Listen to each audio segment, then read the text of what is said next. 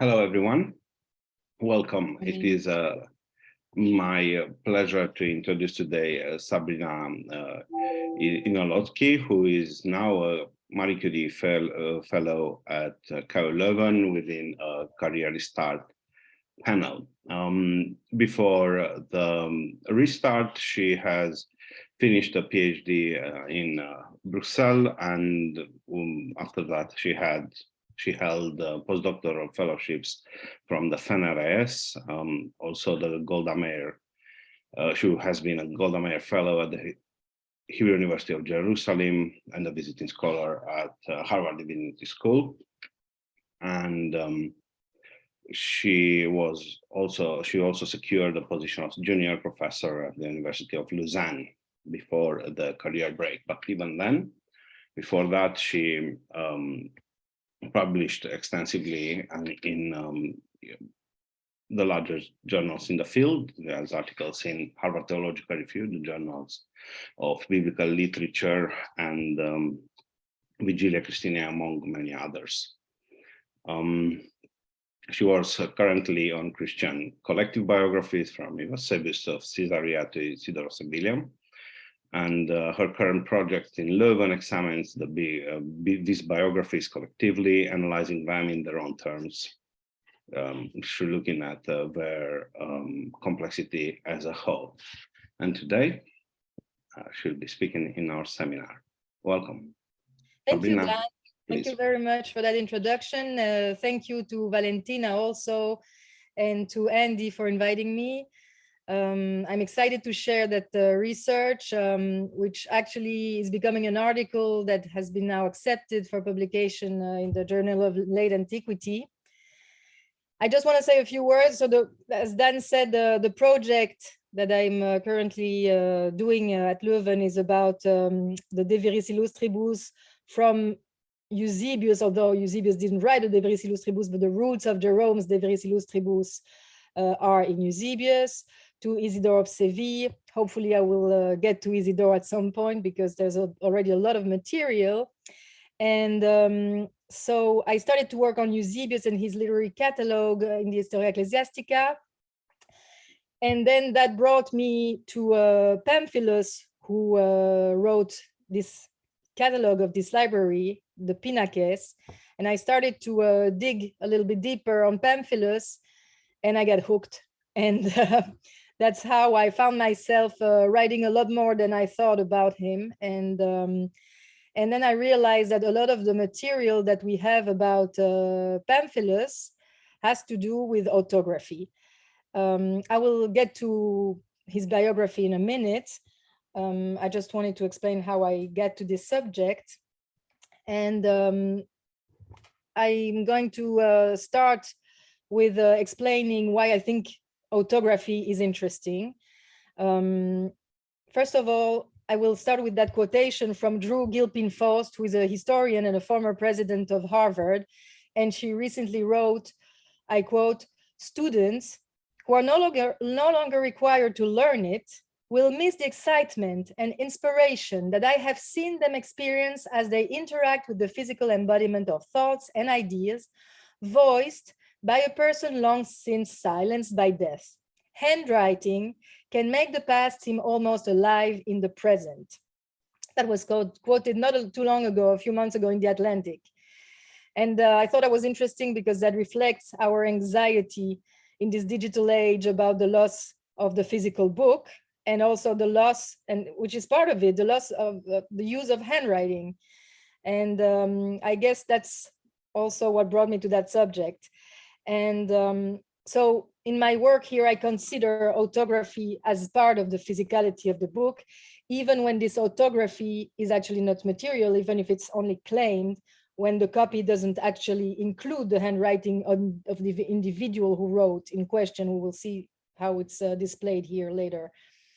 I find that an interesting subject because as we have seen in many studies recently, the physicality of the text, its material support, the layout, the fonts, coupled to the contents, of course, clearly influence the way we interact with the text, the way we react to the text.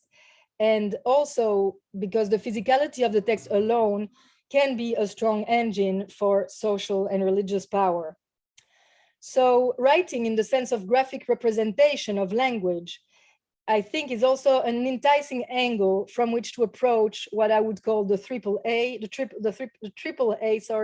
authority, authorship, and authenticity.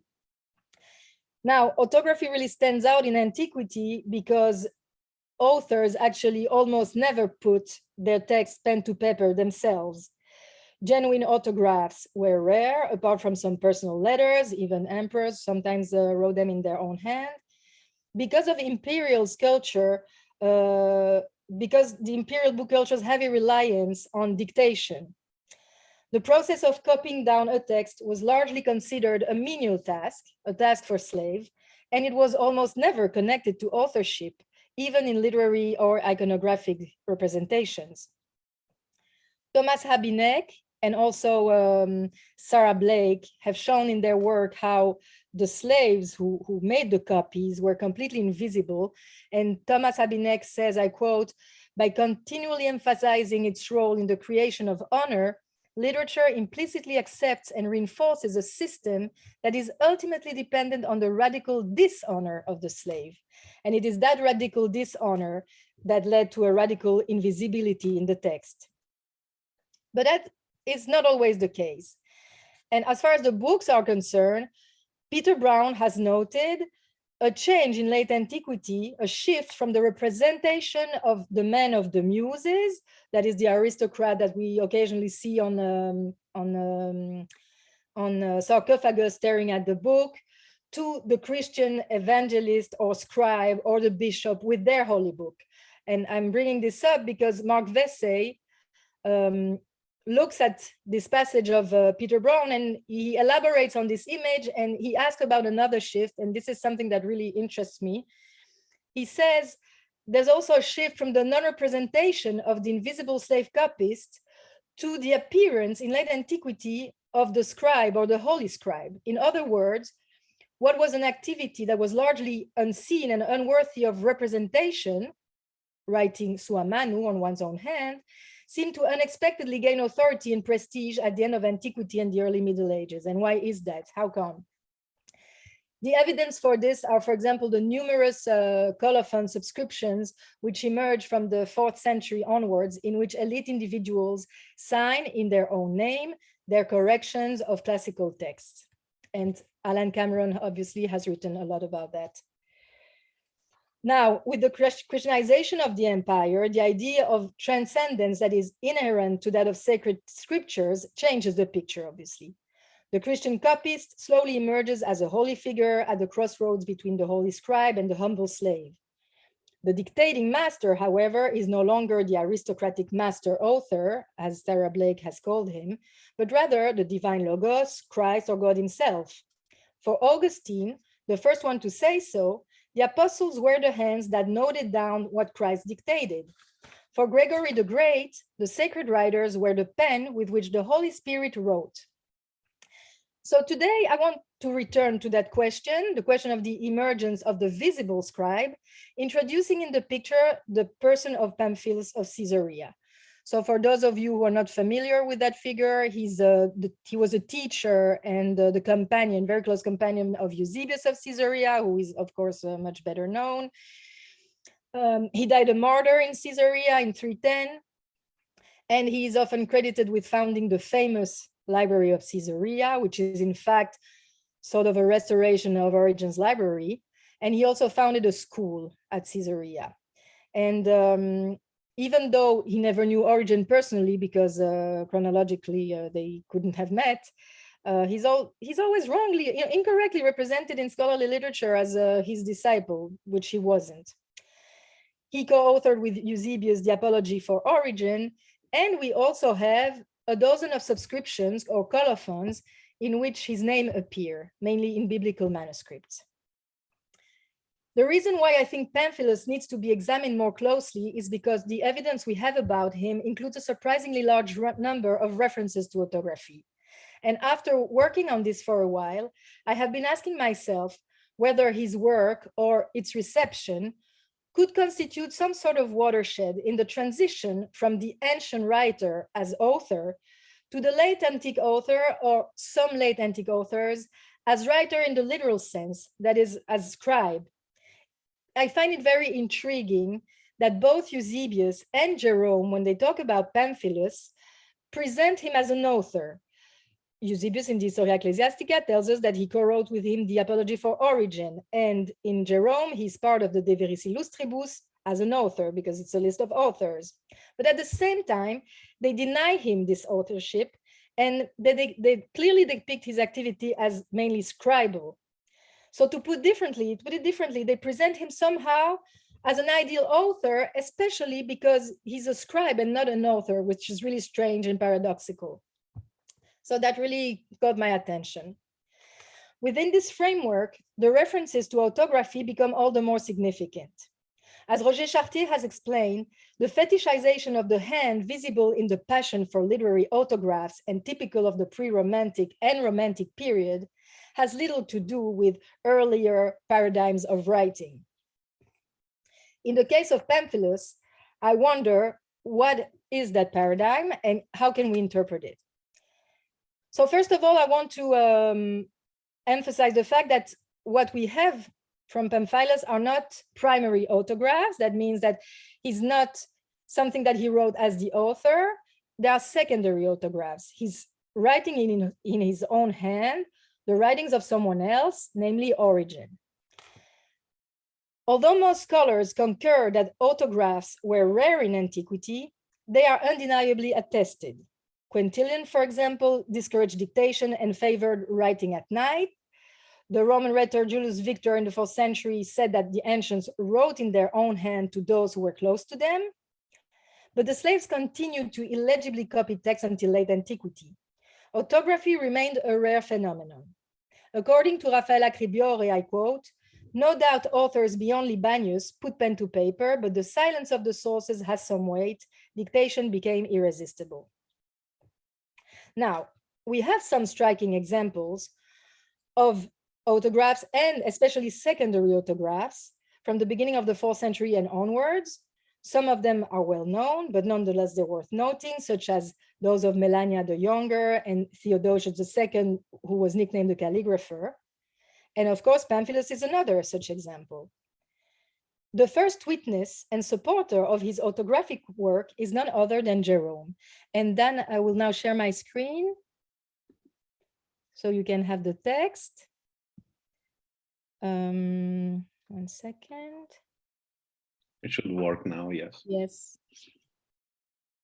Yes. Suppose everybody can see it? Yes.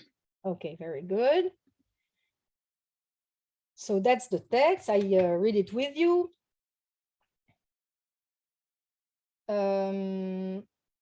Pamphilus the presbyter, close friend of Eusebius, bishop of Caesarea, was so inflamed with love of the divine library that he transcribed the greater part of the works of Origen with his own hand, and these are preserved to this day in the library of Caesarea. I have 25 volumes of commentaries of Origen written in his hand on the 12 prophets, which I hug and guard with such joy that I deem myself to have the wealth of Croesus. And if it is such joy to have one epistle of a martyr, how much more to have so many thousand lines, which seem to me to be traced in his blood. He wrote an apology for Origen before Eusebius had written his, and was put to death at Caesarea in Palestine in the persecution of Maximinus.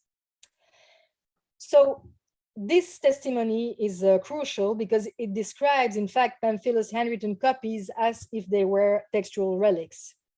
The reference to the finding, reperi, as in relic narratives of Inventio, as well as the joy and affection brought by the letter of Pamphilus, and of course the reference to blood, all suggest the iconic quality of Pamphilus' copy, now turned into the embodiment of the martyr, a textual relic of sorts. More specifically, the letters traced in the blood of the martyr, in his own hand, turned Pamphilus' copy of Origen into the locus where conceptions of scribalism and cult of the martyr intersect. The copies made by the hand of Pamphilus acquire this iconic value both in Jerome and, as we shall see, in the subscriptions, the colophons. Obviously, Jerome certainly appreciated the contents of the manuscripts at a time when he has not yet turned against Origen, Nevertheless, the holiness that he confers on Pamphilus' secondary autograph is very striking. So that's what Jerome said. There would be many other things to say, but we have little time here. I suggest that we now go to the subscriptions, and I will show a few examples. So the same phenomenon, the same kind of relicizing of Pamphilus autographs can be found later in the 6th and 7th century colophons bearing his name. Some of them are well known to Septuagint scholars, but most students of early Christianity so far have relied on 2 works or even 3 works to study those colophons. For example, Grafton and Williams in their transformation of the book use Mercadi, the old work of Mercadi from 41, and the introduction to the biblical manuscript by De Vries to quote these subscriptions, because there's not much else, and I used it too. Pierre Notin also gives some of these colophons, but this was so far not very reliable, because either the colophons are abbreviated, because in fact these colophons, I will explain in a minute, they come in together as a group. There are several colophons together, and so far they were quoted like in a very abbreviated form, or in the form of retroversions to Greek, or in translation in Latin when it came from Syriac. So it was very difficult to study. But now we're going to have an article that's going to come out soon by Peter Gentry, who has been working on these colophons for a long time. And he has a publication coming out now in a volume edited also by John Mead on these colophons with the whole catalog. And it's much clearer. And I spoke to him at the SBL, and I spoke to him yesterday, and he has allowed me to share some of his texts, edition and translation. So I'm very grateful to him for sharing that with me. So the situation is like this. We have about 32 colophons inventoried by Gentry that relate to the hexapla and the tetrapla. And among these 32 colophons of which he made a recension, we have 8 colophons that mention Pamphilus.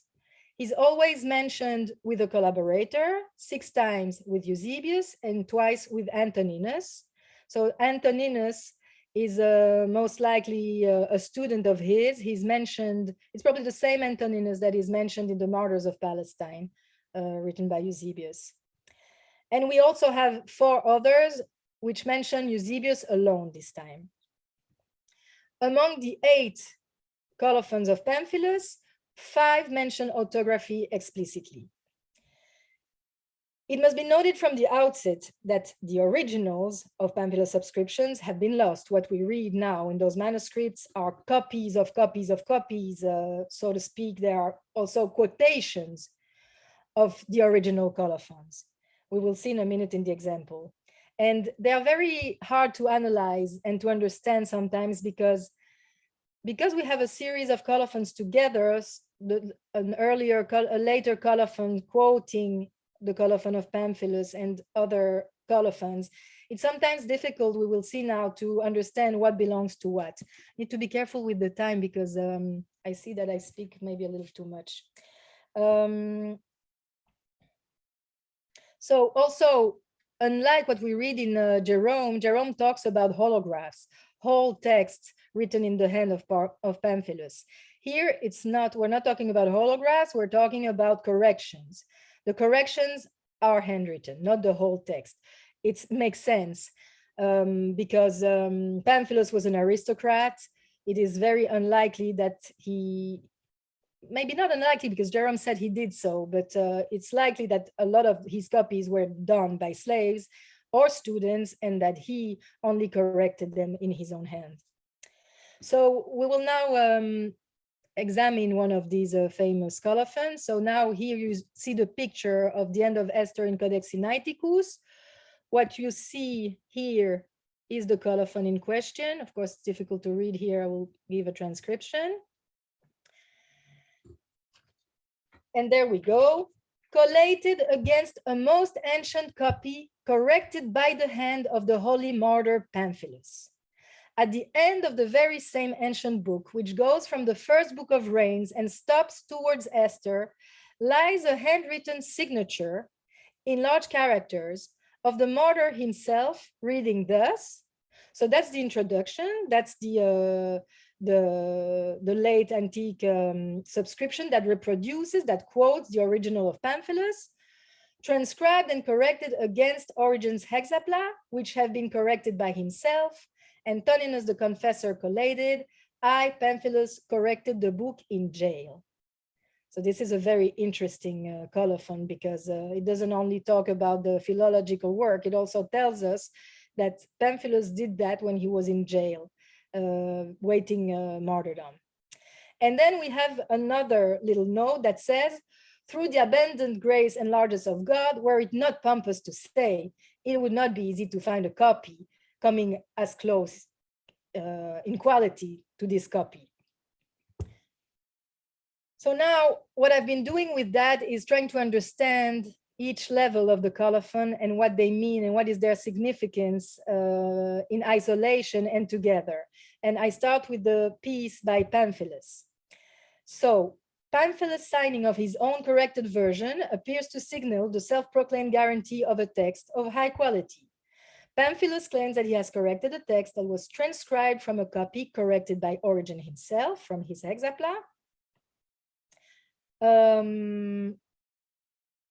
This suggests that Pamphilus holds, maybe owns, the highest quality Origenian exemplar since it was corrected by the master himself in person, and it thereby authenticates and guarantees the quality of his own copy.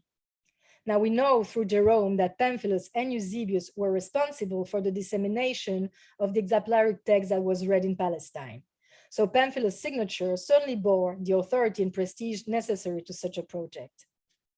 Now the last bit of the subscription, through the abundant grace and largesse of God, etc., it's not clear if it belongs or not to the previous section, but most likely it didn't, because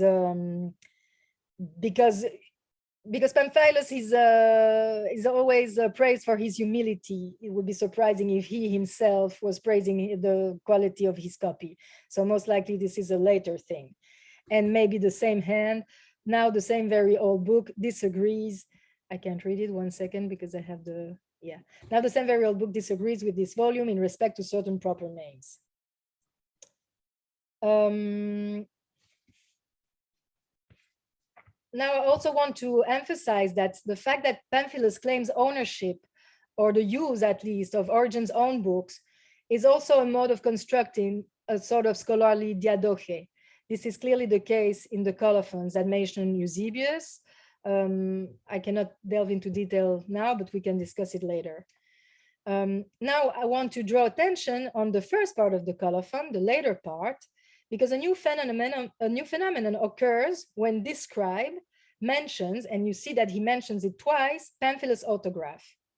Here, clearly the copy, which is praised as being most ancient and from Pamphilus' hand, is endowed with the authority not only of Pamphilus the scholar, but also of Pamphilus the martyr. The value of the secondary autograph derives not only from its contents, Origen's recension, but now also, and perhaps mostly, from the hand of the holy martyr. The importance of the material aspect of the autograph emerges. The ductus embodies Pamphilus. It becomes a physical remnant of his presence and, as it were, the relic of the saint's hand.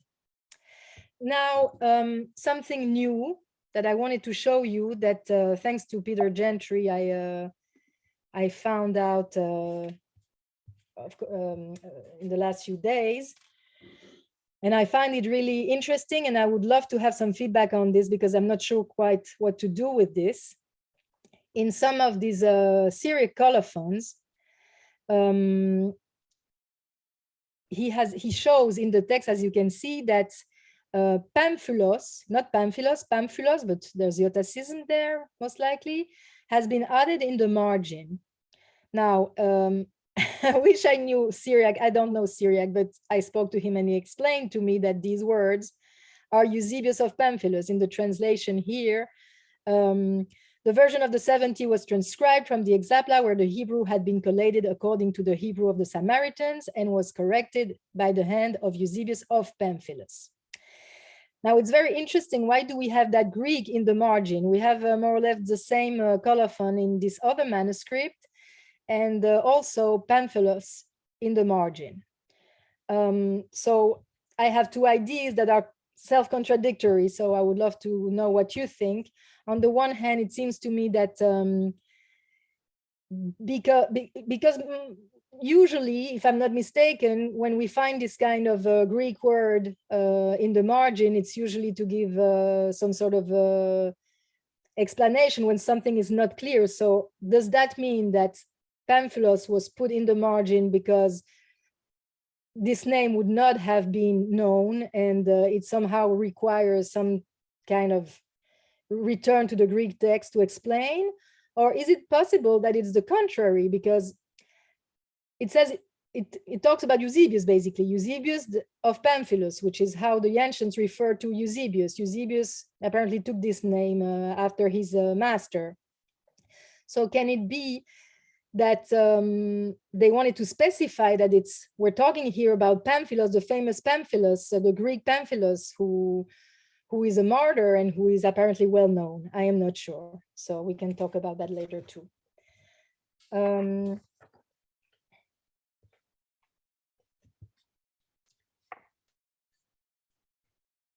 Now, the importance of Pamphilus in all these colophons obviously is definitely connected to his status as a martyr.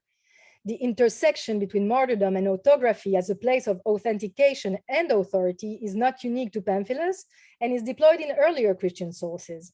I'm thinking about Paeonius' colophon in the Martyr of Polycarp. Paul's autographic subscriptions come to mind, as well as Perpetua's account of her own martyrdom, in which she says that she has written exactly, that the account was written exactly as she left it written out in her own hand and according to her own mind.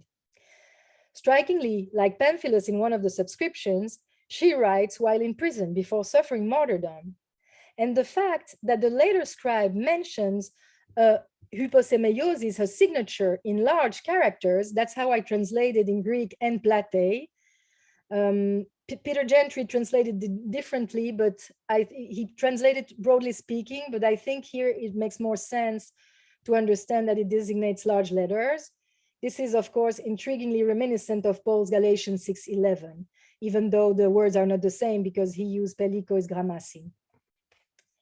Now, returning to the question of the authenticity of the mentions of the confessor and jail in the colophon of Esther, I would like to show you a very similar subscription in the Sinaiticus, which is now appended to Esdras. So we have seen that long colophon earlier with those different layers.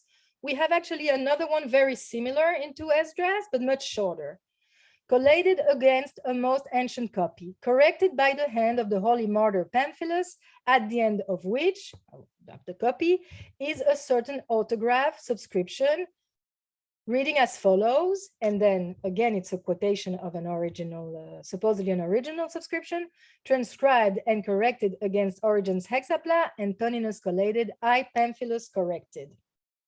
So the terms used are obviously very similar. Both contain the reference to the hand of the holy martyr and the most ancient copy. However, when we compare those two colophons, striking differences appear. First, the contents of the book that Esther says is from Reigns to Esther don't appear here. Second, there is no mention of large letters or en plate. Third, the colophon into Esdras omits that the original copy of the Hexapla has been corrected by Origen himself. And finally, there is no mention of confessor or jail. So looking at this, it seems to me that I would suggest, it's also something we can discuss, that the first colophon in Esther has been interpolated. And we can see clearly that it has been martyrologized, as it were, because so many references, and maybe especially also even the en plate, we see that there is some kind of elaboration going on there, and it points towards martyrdom.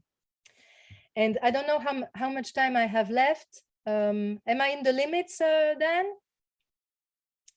I'm too long, I don't know. So I reached my conclusion. In antiquity, autography is not completely off the radar in spite of the invisibility of the slave copyist.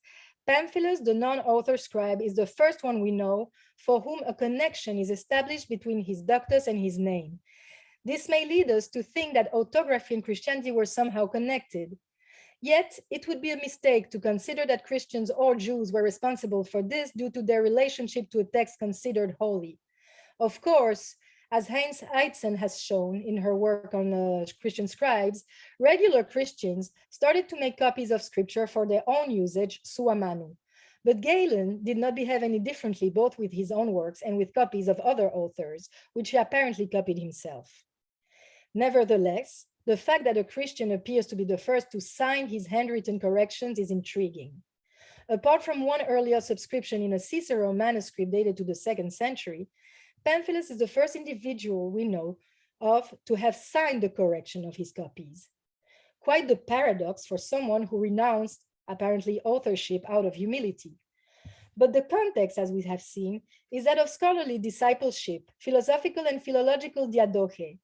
It's only later, after the death of Pamphilus as a martyr, and not earlier than the end of the 4th century, that the copies which supposedly preserved his handwriting were imbued with the Christian holiness of a martyr.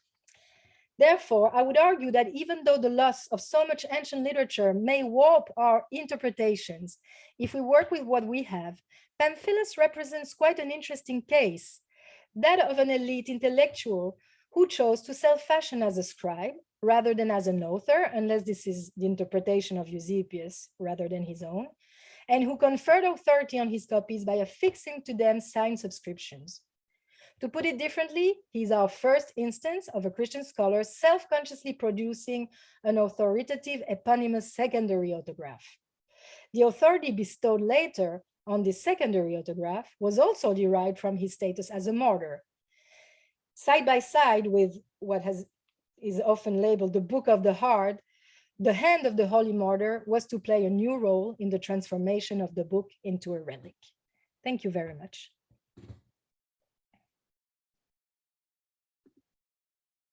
I'm going to stop sharing, or is that automatical? Stop share. There we go.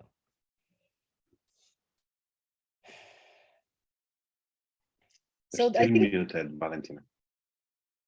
Sorry, I'm muted.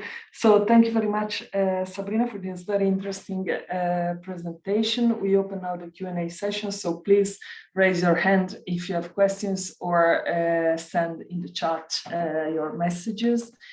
If there are no questions, I have a broad question to start from somebody who is out of this kind of problematic. So, I mean, does this emergence of authorship and the autograph that you mentioned marks also an emergence of a new understanding of individuality or the self or personal experience? So that's my main question. Yeah, I asked myself the same question. I'm actually working on this. That was my first idea when I started to work on this subject, how the self suddenly, so the first person, some occasionally in those subscriptions appear.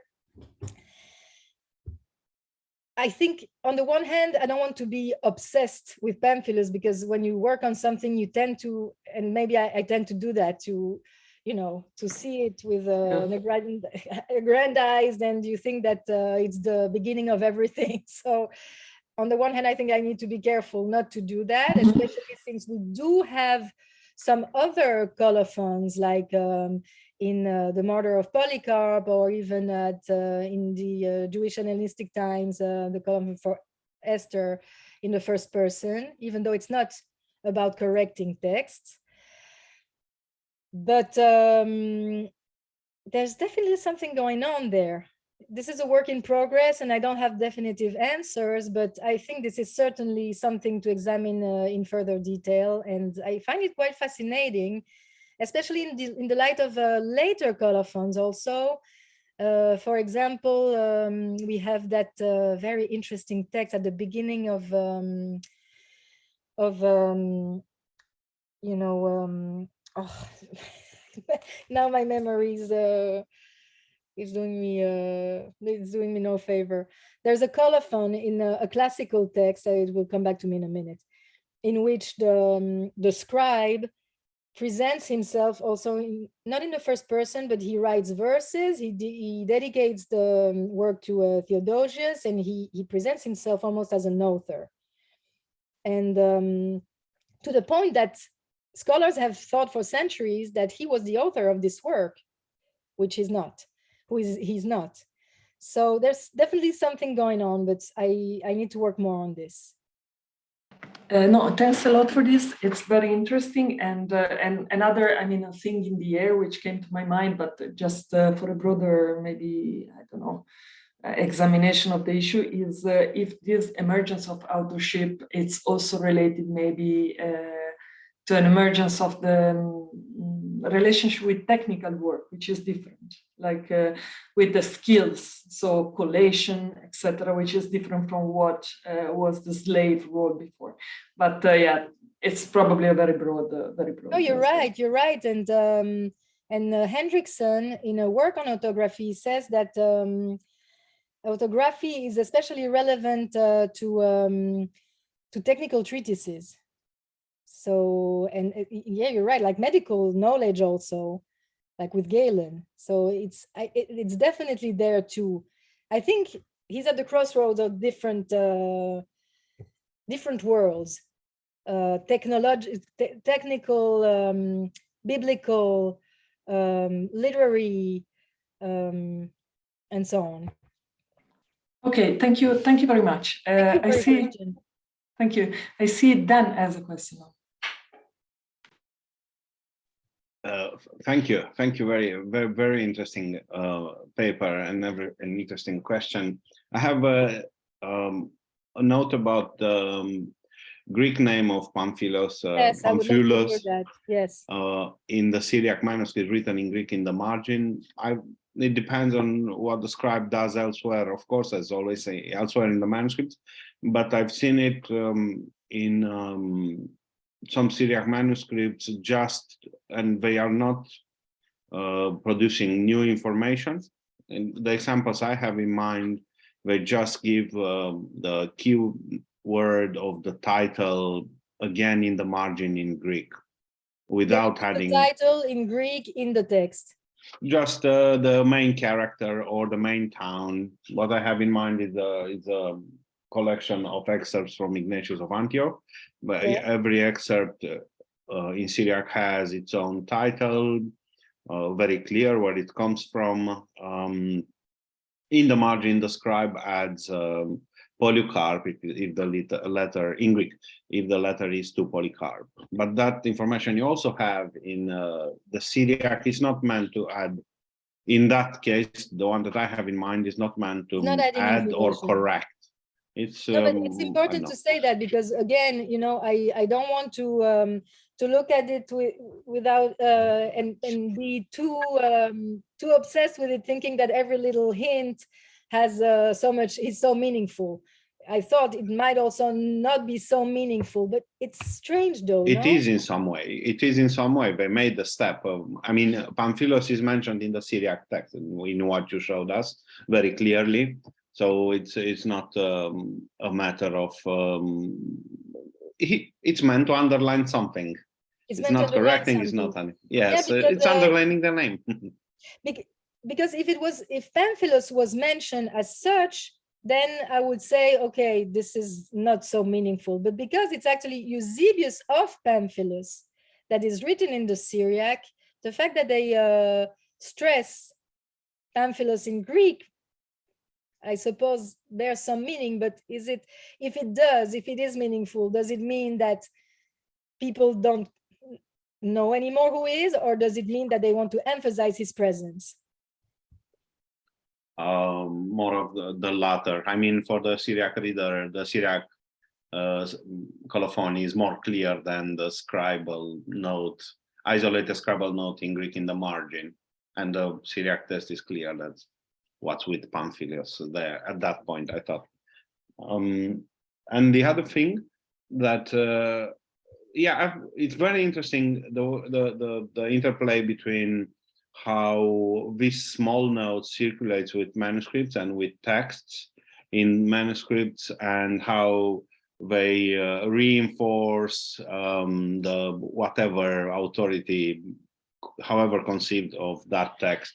There's an example that I've been thinking about lately a bit more. You showed us Codex Sinaiticus. In Codex Alexandrinus, so a century later, still a very old pandect, has an Arabic note on one of the first leaves saying, it's a full biblical pandect with first and second Clement at the end. It has an Arabic note at the beginning saying it was written by Saint Thecla. Yeah, I know this text. And then it goes, that thing, if I remember correctly, goes also into the letter of the Patriarch. Yes. That's appended to it. And it emphasizes or amplifies the gift nature of the manuscript when it was given to, in the 17th century, to Charles I. Yeah, I came across that too. So it's building up into it. I agree that definitely is something that's happening, and it has a history of its own. Yes. I'm always wondering about the authority of Pamphilus, especially in the Syriac tradition, because the martyrs, for example, were very quickly translated in Syriac, and that really has a lot of focus on Pamphilus. So, and also the fact that it's mostly in the Syriac that his autography and his presence is emphasized. So I guess he is known. He would be very, very interesting. I mean, the colophons are circulating always with that text, so that should be there. Whoever is reading those things would have noticed it. Just to go back into the example that I had in mind of Syriac text, where manuscript that has some, it has Greek in different ways in the margin. Yes. Now, in some places it is significant because this is conciliar acta documenta manuscript. It's a legal collection of the 8th century that I have in mind, and the lists of bishops that have taken participated in church councils, those are given bilingually, and there it looks meaningful. Yes. Like there is a point in doing that in both languages side by side. It looks more involved than later on in the manuscript, where the excerpts from Ignatius appear, and there he just notes the same scribe in the margin, Ephesians, Polycarp, which is extracted very clearly from the subscription. The name is written in Greek too. Yeah. Or the name of the addressee, so Polycarp in one case, or the church, which is also the addressee of Ignatius. Do you think that you could send me the references to some of these examples? Yeah, of course. Sure. Thank you. Thanks, that's very helpful. No, thank you. Thank you, very nice. Do you have other questions for Sabrina? Andy. Maybe to continue on this track, I've had a quick look at the description of this manuscript, and indeed there are many other Greek notes in the Greek words in the margins. So I think it would really be worth just checking what kind of notes these are.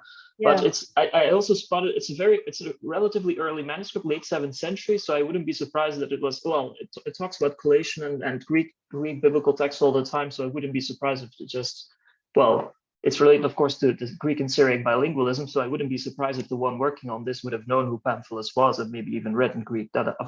We cannot be sure.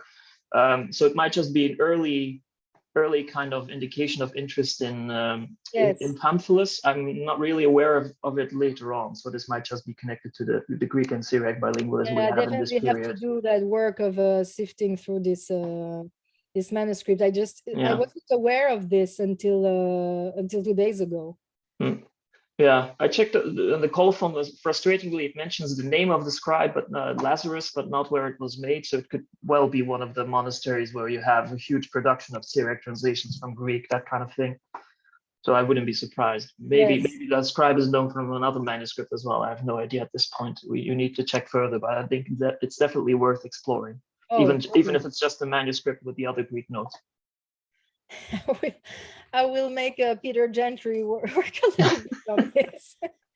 I thanked him very much for all the help that he provided me, and he said that he was so happy to talk to the only person in the world who's interested in Pamphilus.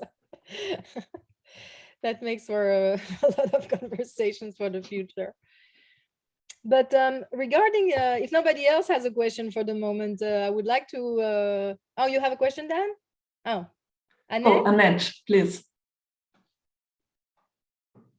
We don't hear you. You cannot hear. You may still need to unmute yourself, Annette.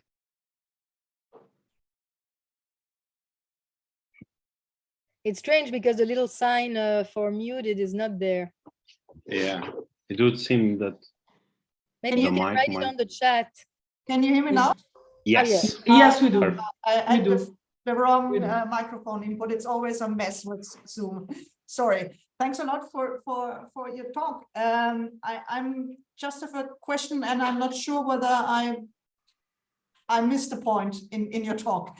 So what's the connection between the colophon and the mentioning of Pamphilus writing himself and authorship? The fact, no, you're right. It's because I didn't explain that at length. In fact, in a quotation of Eusebius wrote Vita Pamphili, a life of Pamphilus, and it's lost, unfortunately. But we have one fragment which is cited by Jerome, and Jerome, quoting the text in Latin, translating in Latin, explains that Pamphilus spent all his time copying Bibles that he would give to men and women, women who knew how to read, and he would even give them away, not even for borrowing, and that he, out of humility, he never wrote anything himself, which is really strange because they both know that he co-wrote at least the Apology for Origin. So on the one hand, he's an author, and even Jerome quotes that in the De Veriis Illustribus and considers him an author.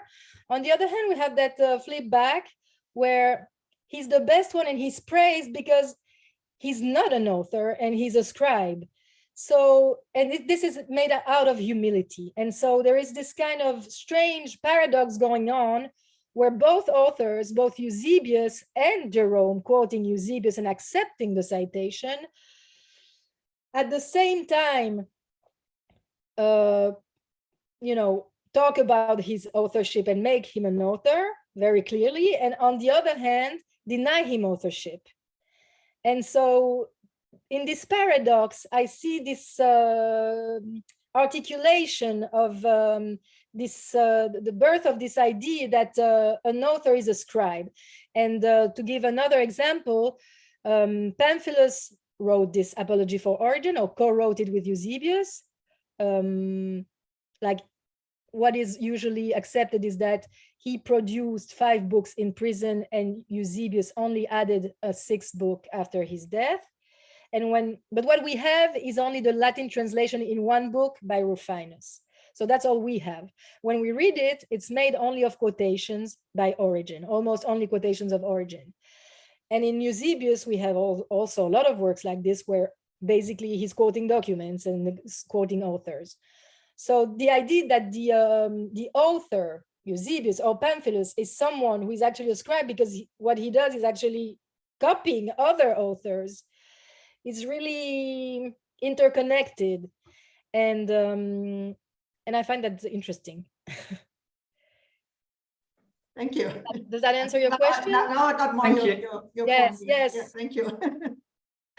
Thank you. I see Dan's question, but before there is a message in the chat by Emiliano Fiori who says that sometimes I have the impression that Greek words in the margins of Syriac manuscripts work as an aid to vocalization. Is that your impression too, or? Thank you. that would work. So what Emiliano is writing there would work for both cases that I had in mind, because there are Greek words, Greek names, and that may not be obvious how to vocalize. Yeah, that would explain both.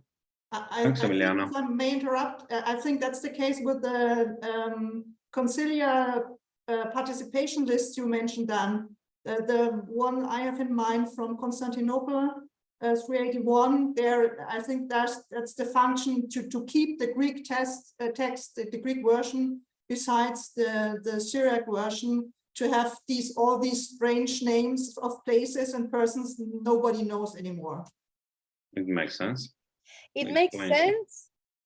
Even for the name of even if it's only vocalization, it still means that Pamphilus is important, because although it's just a part of a name, of the main name is Eusebius, I think that doesn't weaken the possibility that it's still important to them. They knew how to vocalize Eusebius more than Pamphilus. Dan, do you? We don't need. Yes, I do have a question as well. Yeah. No, this is interesting. I'm happy to think more about that. My question is, how does Pamphilus appear in? How is he featured in ecclesiastical histories? How does Jerome describe around this situation? What's going on? What do you mean around this situation, about autography? Yeah, how does if Jerome describes Pamphilus in any of the terms that we find in yes, he does. No, not about how that. Does he? He talks about Pamphilus in other places, but not about that. What he does is aggrandizing Pamphilus' creation of the Library of Caesarea, for example. In my opinion, he is responsible for this myth that this library was like this huge reservoir of both Christian and pagan works, which certainly for Pamphilus, it wasn't the case.